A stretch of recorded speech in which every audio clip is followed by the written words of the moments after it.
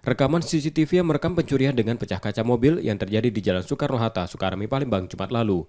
Dua pelaku yang salah satunya memecahkan kaca mobil, mengambil barang berharga milik korban yang ditinggal dalam mobil, lalu kabur bersama rekan lainnya yang sudah menunggu menggunakan motor.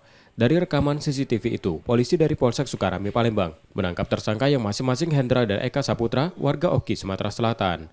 Dari tersangka, polisi menyita handphone milik korban, serta identitas dan kartu ATM milik korban.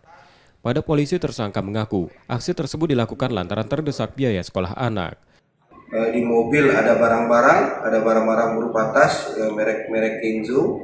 Nah, disebut yang dengan menggunakan busi tersebut, lalu mendorong kaca tersebut hingga pecah 1.000. Ada handphone, AirPod, terus ada kartu-kartu, tas, dan berupa uang. Nah, uang ini 2,5 juta. Nah, pembagian hasil mereka bagi dua, 1 juta, lalu 500.000. Kini tersangka ditahan di Polsek Sukarami, Palembang untuk proses hukumnya. Yudi Kiswanto, Kompas TV, Palembang, Sumatera Selatan.